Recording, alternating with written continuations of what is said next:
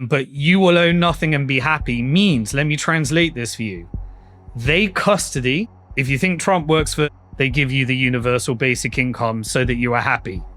And what will the universal basic income be? It will be just enough stable, programmatic,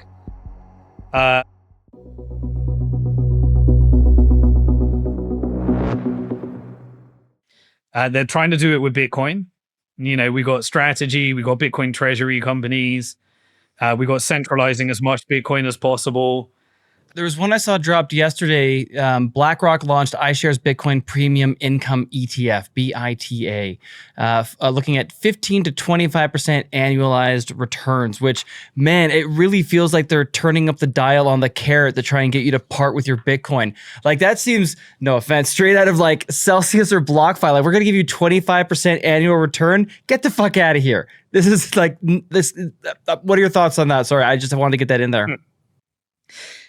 Yeah, so to close that one anyway, yes, the digital ID is that's agenda that will keep mission creeping and raising the bar.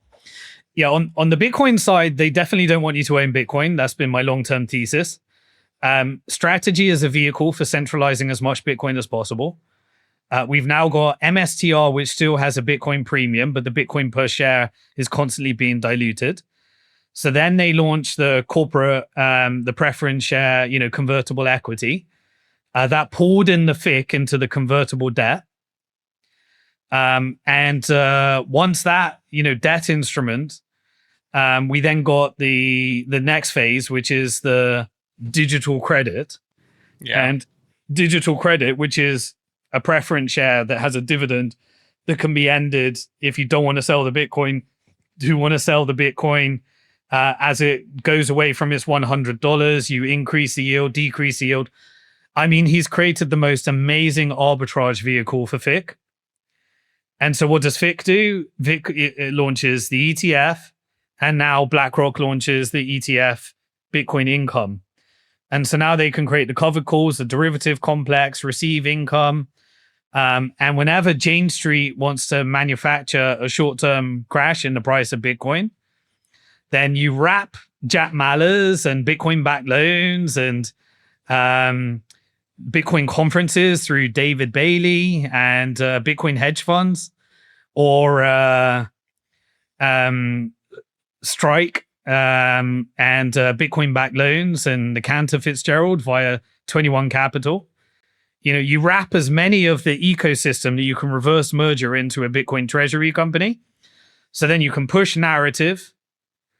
You can push leverage, and the more goes into the ETF, the more it's subordinate to FIC.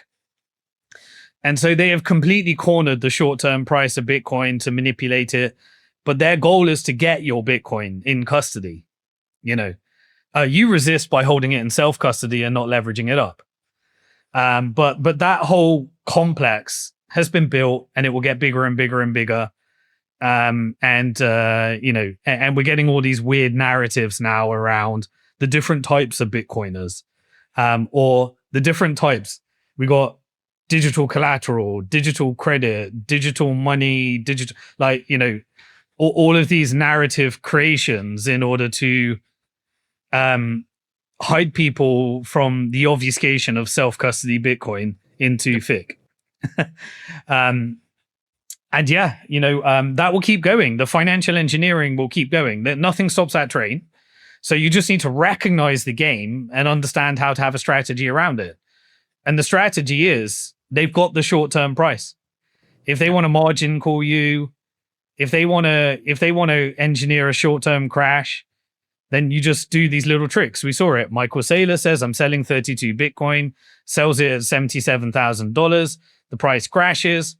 Buys back 1,500 Bitcoin at $1,500 Bitcoin at $65,000. Great trade. That dilutes the Bitcoin per share. So then the price of STRC corrects back down. Then you can either increase the yield or you arbitrage it back up. And Jane Street and all the other hedgies in the background and Cantor brings more and more, tries to fool more and more people into reverse mergering their companies into the fold. This is the game. That nothing stops this train. You just need to recognize it, and you turn all those people into subordinate FIC vehicles. Now suddenly, Adam Back just promotes stable coins and all sorts of weird things like mining security tokens that have very questionable backgrounds. And this is how you get people. You subordinate them. You invite them to islands. You load them up with debt, you lever them up, and you incentivize them to put all of your assets into a FIC vehicle. No, it's a very simple and very powerful and very helpful heuristic. Are they telling me to have Bitcoin in self-custody? No? Then be on alert. Then there's something else here at play. It really is just that. And the amount of people that I feel like, it's like they've talked themselves into overcomplicating something that's actually really quite simple, right? Just take the time to learn Bitcoin and self-custody. Don't lever it up. Don't try to play any fancy games with it. Everybody always gets in shit when they do. We've seen it happen again and again and again. And even right now, in what feels like the bottom of a bear market, the doldrums, the apathy's never been higher. It's like, that's still just the right call. And you can see it. And you're starting to see more and more people talk about it, which I think is really important. Yeah, here's the difference on this one, by the way. So before it was, if you look at the background of SBF, he's applying for his pardon right now with the Trump administration. We'll see where that goes. But on his board was Sullivan and Cromwell. Sullivan and Cromwell were the lawyers of CIA, Mossad, and MI6. So these are deep state operators. He was connected via MIT. He's in the Peter Thiel Fellowship. Peter Thiel is the currency speculator with George Soros. Deeply connected into these deep state ops. He's all over the Epstein files, was trying to confuse people into store of value versus median of exchange. And in one of our episodes before the Iran war, we did the whole deep dive into Peter Thiel and Epstein. Yep. And when he tried to infiltrate Bitcoin. So SBF was connected that way. Alex Mizhinsky at Celsius, he was deeply connected via Daniel Leone. Daniel Leone has got an AI startup today. He's not in prison, while Mizhinsky is, with the Prime Minister's Office of Israel. He is in Israel right now. The company that was hacked for a chunk of the ETH was owned predominantly by the niece and nephew of Benjamin Netanyahu. The company that they acquired is an Israeli cybersecurity custody company. The wife of Daniel Leone was the IDF social media propagandist that was actually responsible for pushing out the story that UNRWA, the United Nations organization that was providing all the food to the Palestinians, was actually responsible for October the 7th that led to the starvation and famine campaign in Palestine. She was the head of VP of loans at Celsius. Really? Yes. So, this one was deep. We're also starting to see in this managed divorce with Israel, we're starting to see that much of the hacks that were traditionally blamed on Russia and North Korea seem to suddenly be Israel. Then I look back in history and wonder about things like the 119,000 hacked Bitcoin. And really, was that the person? Was it the crocodile of Wall Street that did that, Razakhan? Yeah. We know who her husband was connected to via their Ukraine networks. We know that a bunch of the money in FTX was connected to Ukrainian funding. And we know that where did all the laundering happen? It happened via the stablecoin networks that were built between Silvergate, Signature, Silicon Valley Bank, FTX, and Alameda, which was the technology that Silvergate purchased from the Libra project, which was Facebook. Yep. And so they had that network, which allowed for this facilitation of crime.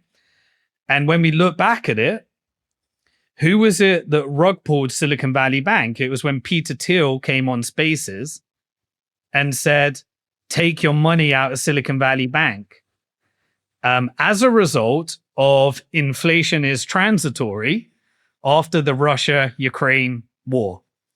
So call me a conspiracy theorist if you like, but it seems to always come back to the same players.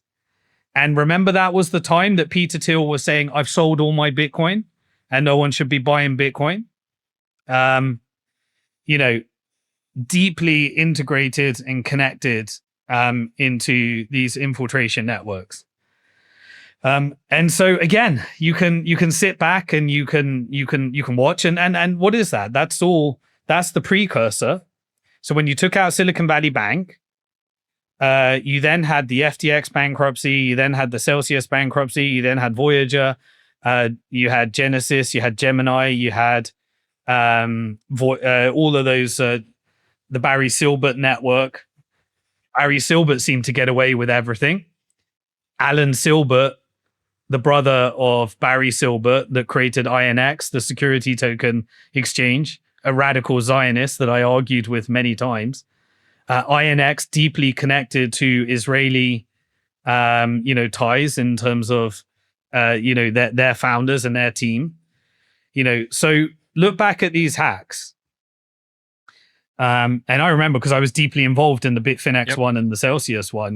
We structured a recovery token for creditors. But I look back at all these events that seem unrelated, and suddenly, there definitely seem to be covert networks behind these hacks. And what was the result of the end of all of that deleveraging event? It was the banks that were approved. It was Trump coming in to create crypto capital and stablecoins and Genius Act. And it was BlackRock ETF. It was Michael Saylor's treasury companies. It was the copycat treasuries with the custodian of the bonds, which is Howard Lutnick and Cantor Fitzgerald. World Liberty Financial was what the money laundering organization for all these covert deals. And what did Trump do? He put his sons in charge, Donald Trump Jr. and Eric Trump. What did Steve Witkoff do? Hand it over to his son. What did Howard Lutnick do? Hand it over to the son. And so the next generation were doing these laundering operations. Apparently, if draining the swamp means handing over to the swamp, then Trump did an awesome job for Tick, Mick, and Fick. Everything makes sense if you can just recollaborate who Trump works for. If you think Trump works for the American people, then nothing makes sense. If you think he works for transnational capital with some compensation of wars for Mick, with an Orwellian technocratic governance structure for Tick, then Trump did everything he was paid to do. And the World Economic Forum will make sure that crypto is used so that they own the asset. You will own nothing. And how are they going to make you happy? Engineer a pump and dump in the AI bubble, which China can burst at any time, as we described in the last interview, through the stock market, commodity market, or bond market. And what will they replace you with? A universal basic income. So they built all the layers. Maybe JD Vance is that guy, the Palantir's guy, Peter Thiel's guy. Maybe there's a regime change into the Democrat. It doesn't matter. They'll corner both sides to get the same agenda. But you will own nothing and be happy means, let me translate this for you. They custody, you leverage, you get the token, you get the Wall Street wrapper, the stock, the vehicle. And when they rug pull it from you and you've got no Bitcoin in self-custody, they give you the universal basic income so that you are happy. And what will the universal basic income be? It will be just enough stable, programmatic, social credit score powered stablecoin that is spent